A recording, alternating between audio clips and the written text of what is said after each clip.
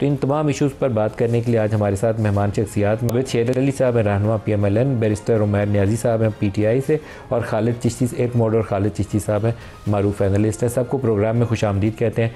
खालिद चिश्ती साहब, जो मैंने बॉर्डर की सिचुएशन बताई, पहले उसके ऊपर आपसे कमेंट चाहूँगा कि आप उसके ऊपर राय दे दें। इस वक्त जो कुछ अफगानिस्तान बॉर्डर पे हुआ, ईस्टर्न बॉर्डर आपका पहले एक्सट्रीमली वल्नरेबल, और वेस्टर्न बॉर्डर के ऊपर भी बड़ी इस वक्त सूरत हाल बहुत ख़राब है। तो हम कैसे डिफेंड करेंगे? Two borders, two front war आपके सामने आ गई, और इंटरनली जो TLP की सिचुएशन है, जो KP और बलूचिस्तान की सिचुएशन है, there are so many challenges. आप कैसे इससे नबूर्द आजमाओगे? मलिक साहब, बहुत शुक्रिया, आपने इनवाइट किया। बिल्कुल आपने जो सही हाईलाइट किया और फोकस भी बिल्कुल ठीक किया है कि ये जाहिर है हमारी चॉइस नहीं है टू प्रॉन्ग या टू फ्रंट पर लड़ना। ये डेफिनेटली हिंदुस्तान की ना सिर्फ चॉइस है बल्कि ख्वाहिश है और डेस्परेशन है कि किसी तरह हमें वेस्टर्न साइड पर भी इंगेज करे। बदकिस्मती से जो डाटा आपने या ट्रैक रिकॉर्ड दिया है तालिबान का, वो भी ठीक है, वो भी नज़र में रखना पड़ेगा। जो आपने कत्लो गारत हुआ, जो दहशतगर्दी उन्होंने मचाई हुई है, वो भी जस्टिफाइड बिल्कुल नहीं की जा सकती। लेकिन ये भी मैं as a student of strategy ये कहूँगा, मैं कंडेम भी करूँगा। जाहिर है हमारे पास इन शोहदा का कर्ज है जो शहीद हुए, उन फैमिलीज़ का कर्ज है जिनके रोज़ाना की बुनियाद पर आपने देखा है कि जनाजे उठाए जा रहे हैं। हम उनको सलाम पेश करते हैं, जो शोहदा को भी और उनकी फैमिलीज़ को भी, वो हम पर कर्ज है। लेकिन फिर मैं जब दूसरी तरफ देखता हूँ कि ये जो डायमेंशन नई खुली है वेस्टर्न बॉर्डर की, हम इंडिया स्पेसिफिक तैयार करते हैं और उसका मई में हमने हिसाब दे दिया है अल्हम्दुलिल्लाह कौम को, और सुरखरू हुए हैं। अब ये जो हिंदुस्तान की फ्रस्ट्रेशन थी वही नज़र आ रही है मुझे कि ये वही तकी मुत्तकी साहब हैं जो 9 साल की उम्र में पाकिस्तान हिजरत करके तशरीफ़ ले आए थे, और फिर जब जवान हुए तो 1996 से 2001 तक जो तालिबान की पहली हुकूमत की, जवान होकर वहाँ पे कल्चरल और इंफॉर्मेशन मिनिस्टर बनने के लिए यहाँ से वापस हिजरत कर गए। तो पाकिस्तान को तो उनका दूसरा घर था या पहला घर था जिन्होंने उनको जवान किया। अब आप उनका ही टिल्ट देखें कि वो फिर 2001 से अभी तक टेररिस्ट लिस्ट पर भी हैं यूनाइटेड नेशंस की, स्पेशल वेवर लेकर वो हिंदुस्तान जाते हैं।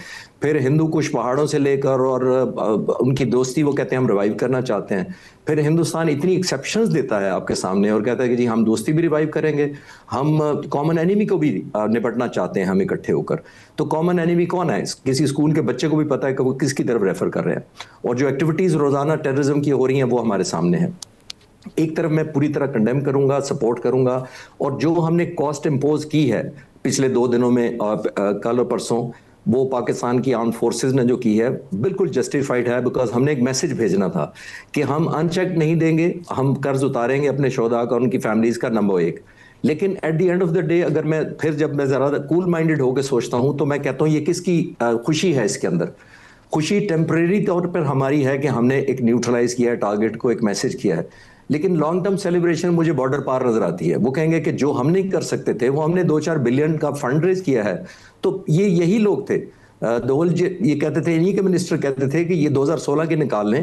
वो कहते थे कि ये पाकिस्तान के साथ जितनी मर्जी तालिबान दोस्ती कर लें, पैसे हमारे पास ही हैं उनको देने के लिए। तो आप कनेक्ट कर लें सारी बातों को। और आज की बात नहीं है, अशरफ गनी के ज़माने में, करज़ई के ज़माने में हिंदुस्तान ने इतनी फंडिंग की थी मैसिव। वो बहुत सारे प्रोजेक्ट शुरू किए थे, हाईवे शुरू किए थे, हॉस्पिटल शुरू किए थे, एजुकेशन सेंटर किए थे, उनके डैम बनाना शुरू कर दिए थे। वो किस लिए था? सिर्फ इसलिए कि ऐसा एक रिलेशनशिप पैदा किया जाए जिसके अंदर कंफर्ट जोन अफगान लोगों का और तालिबान का उनकी तरफ टिल्ट हो जाए, और वही आपने देखा है कंटिन्यूएशन कर रहे हैं। आखिरी बात इस पर मैं ये कहूँगा कि ये क्योंकि अनफॉर्चुनेटली कैश स्टार्व्ड मुल्क होता है, जिसके पास कैश नहीं होता वो फंडिंग ही से चलता है। तो वो पहले हिंदुस्तान गए हैं, जाहिर है उसके 2 मकसद हो सकते हैं। एक ये कि हिंदुस्तान से मैक्सिमम एक अच्छा पैकेज लिया जाए, और फिर पाकिस्तान को अंडर प्रेशर किया जाए कि जनाब हमें तो वहाँ से ये मिल रहा है। और ये आज की हिस्ट्री नहीं है, बदकिस्मती से 4 दहाइयों से मैं यही देख रहा हूँ। मैं ज़ाती तौर पर 40 साल से ये तकरीबन देख रहा हूँ, जब से मैंने एयरफोर्स में होश संभाला था। तो जो मेरी पहली ड्यूटी लगी थी वो पेशावर का फाइटर स्क्वाड्रन था जब मेरी पोस्टिंग हुई थी। ये वो वक्त है जब सोवियत यूनियन ने कब्जा किया हुआ था अफगानिस्तान पर। यही मुजाहिदीन और यही महाजरीन पाकिस्तान की सरजमीन पर कैंपों में रहते थे, और हमारी प्राइमरी ड्यूटी होती थी कि इनको प्रोटेक्शन, एयर प्रोटेक्शन देना। और जो सोवियत यूनियन के फाइटर जहाज इनको बमबारी करने आते थे इनसाइड पाकिस्तान, उनको हम चैलेंज करके भगाते थे। तो हमारी तो ये खिदमात हैं इन दोस्तों और भाइयों के लिए। लेकिन अनफॉर्चुनेटली आपने देखा है कि जो रिस्पॉन्स हमें मिलता है वो बिल्कुल ऑपोजिट मिलता है। लेकिन होपफुली अब जब आपने बिल्कुल ठीक सोहेल साहब ने जो आज KP असम्बली में इलेक्शन हुआ और उसके बाद जो उन्होंने कहा वो आपको सुनवाता हूँ, फिर बेस्टर उमैर से भी इस पर रिएक्शन लेते हैं। सोहेल अफरीदी ने क्या बोला? एहतजाजी सियासत का अल्हम्दुलिल्लाह चैंपियन हूँ, क्योंकि मेरे पास खोने के लिए कुछ नहीं है, ना गाड़ियां हैं ना बंगले हैं। कायद ने कहा कि ये कुर्सी नहीं तो इस तरह लाद दूंगा और उधर पड़ी हो। हमारे होते हुए कोई मिलिट्री ऑपरेशन नहीं कर पाएगा। मिलिट्री ऑपरेशन किसी चीज का हल ही नहीं है। जहां पर दहशतगर्दी है, यानी खैबर पख्तूनख्वा की गवर्नमेंट, वहां लोकल अवाम, वहां के माहिदीन, वहां के मशरान, उनको आपने एतमाद में लेना होगा। उनसे आपने पूछना होगा कि इसको किस तरह खत्म किया जाए। इसके साथ साथ आपने अफगान पॉलिसी पर नजरसानी करनी होगी। इमरान खान साहब को उसकी फैमिली के कंसल्टेशन के बगैर किसी ने इधर से उधर भी किया, पूरा पाकिस्तान जाम करेंगे। मिस्टर उमैर साहब, जो अफ़गान पॉलिसी है वो इस्लामाबाद ने डिसाइड करनी है। सूबे की इनपुट वो दें क्योंकि वहाँ एक सिक्योरिटी चैलेंज है, लेकिन आप उनको फ्री हैंड दे दें कि वो आएँ, टीटीपी वाले अटैक करें, वापस चले जाएं, फ़ौजी काफ़िलों के ऊपर हमले करें, चौकियों के ऊपर हमले करें, पेनिट्रेट करें पाकिस्तानी इलाकों पे, पुलिस थानों पे हमले करें, तो this is not acceptable for anyone. अब बिस्मिल्लाहिर्रहमानिर्रहीम। बुनियादी तौर पे जी टीटीपी के लिए तो किसी का भी सॉफ्ट कॉर्नर नहीं है। अगर आप सोहेल अफरीदी की बात कर रहे हैं, वो उस ज़िले से बिलोंग कर रहे हैं, ज़िला खैबर से, जो इस वक्त टेररिज्म का वर्स्ट अफेक्टेड है। हो क्या रहा है, देखें, आपने इमरान खान के दौर में इन्हीं हालात का सामना था। हालांकि उस वक्त तो हॉस्टाइल गवर्नमेंट थी अशरफ गनी की, और ऐसी गवर्नमेंट थी जो एक किस्म की रॉ चला रही थी, और ये जितने जो आप प्रोजेक्ट्स बात कर रहे हैं, डैम्स, रोड, उसी दौर में बन रहे थे। मगर फिर भी मामलात को कंट्रोल किस तरह से कि कल्चरल एक इन्वॉल्वमेंट थी, लोकल अमायदीन का प्रेशर था, सबको ऑन बोर्ड लिया हुआ था, तो एक बैलेंस क्रिएट था, जिस वजह से जो है ना टेररिज्म इस रीजन में थ्राइव नहीं कर सका।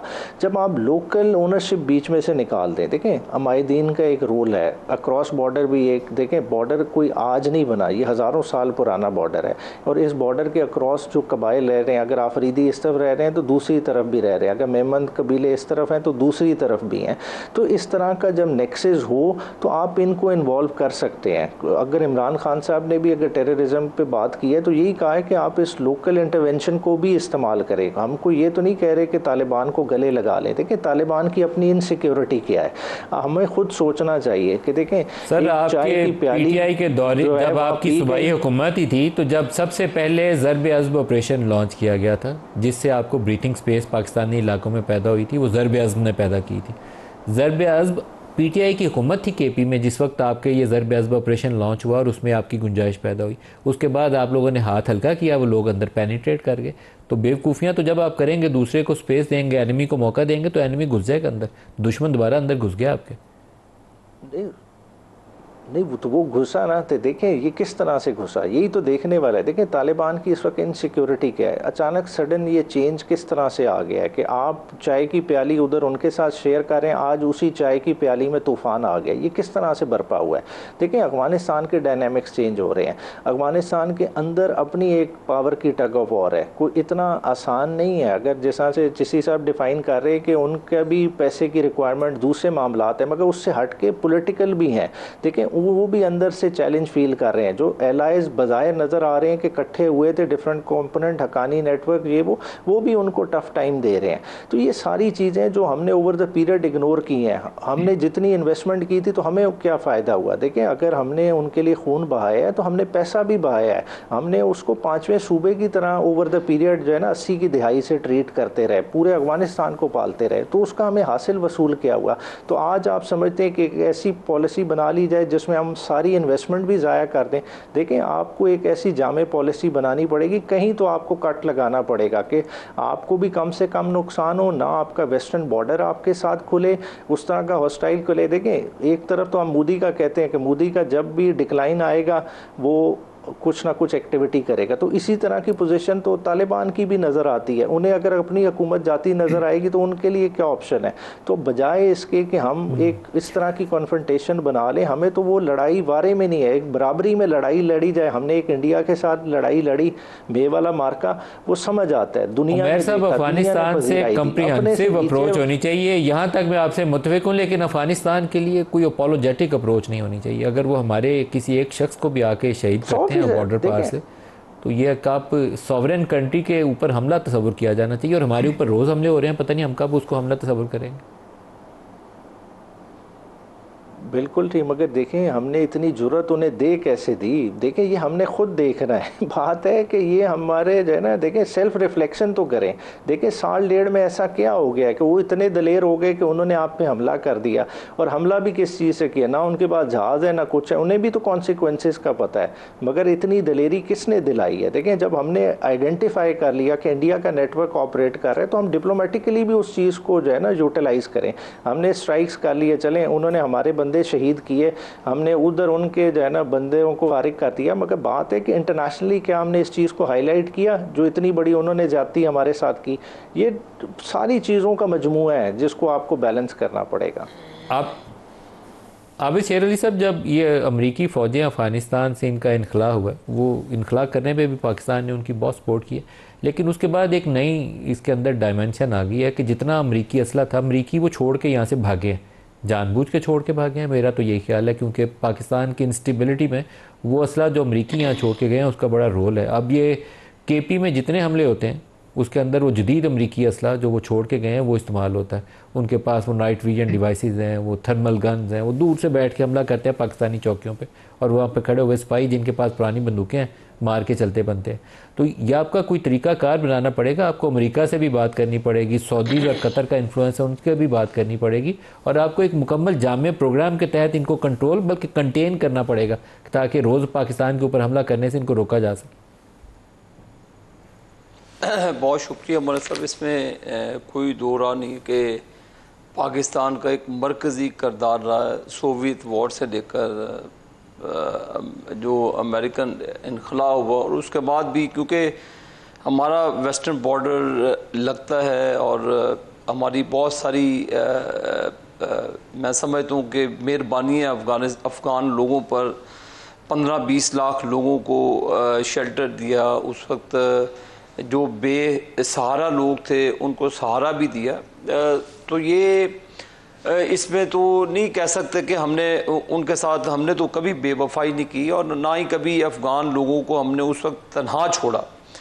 लेकिन उसके साथ साथ जो जो टाइम गुजरता गया, अभी मेरे एक्सपर्ट्स भी यहाँ पे बैठे हुए थे, उन्होंने पहले बात की ये, इसमें अगर आप नरेंद्र मोदी की तकरीर सुने चंद रोज़ पहले भी, उसने कहा जी कि जनरल आसिम मुनीर साहब का नाम लेकर उसने ललकारा कि ये हो ही नहीं सकता कि इस साल के आखिर तक इंडिया पाकिस्तान पर हमला ना करे।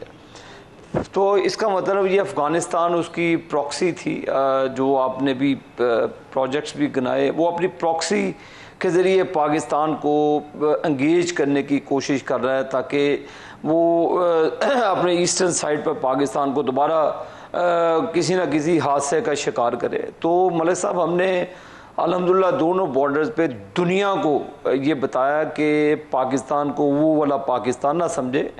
पाकिस्तान अल्हम्दुलिल्लाह कैपेबल है अपने बॉर्डर्स को भी सिक्योर करने का।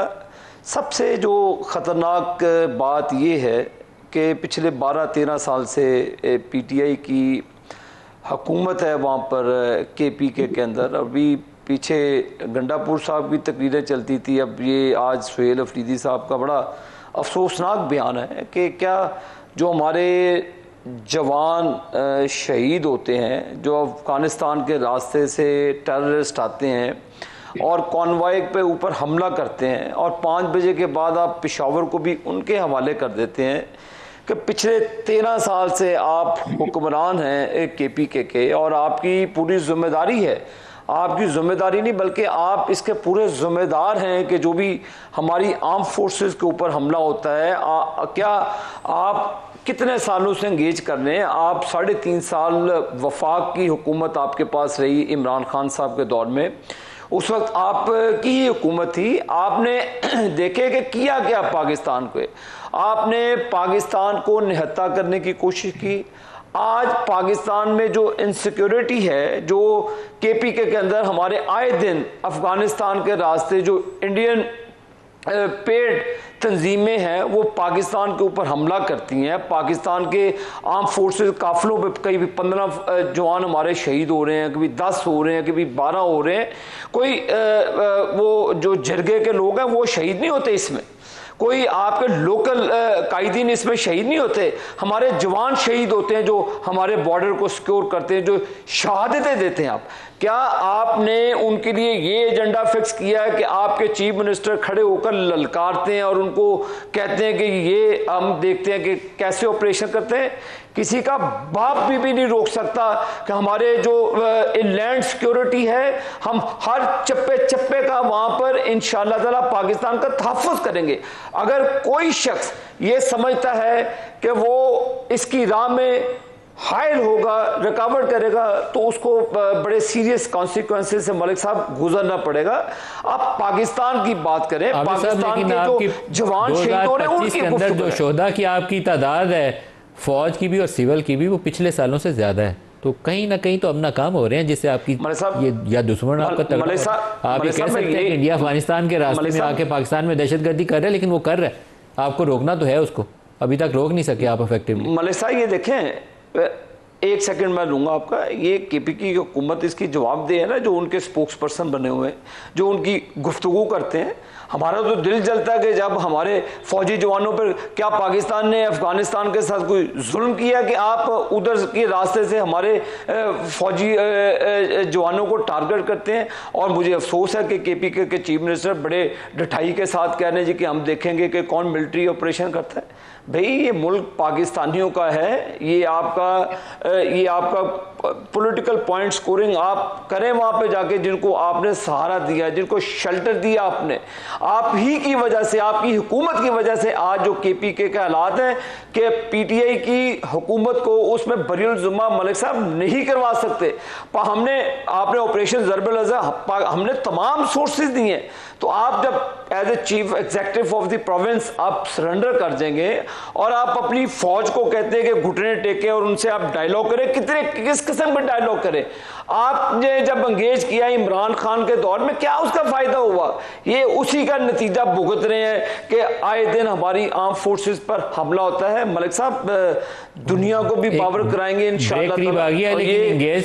आप सारी सियासी कुव्वतें इंगेज, नून लीग भी इंगेज करती रही और पीटीआई भी इंगेज करती रही है, जिसका नतीजा कभी आज तक पॉजिटिव नहीं आया। तो we need a comprehensive plan, उसका एक हिस्सा आपका डायलॉग होगा, क्योंकि जब आप इस खात्मा करेंगे इस फसाद का, तो कहीं ना कहीं आपको डायलॉग भी करना है। लेकिन पहले तो वो जो दहशत गर्दी फैला रहा है उसकी आप कमर तोड़ेंगे, तो उसके ऊपर आपको आपकी टर्म्स पे बात करेगा।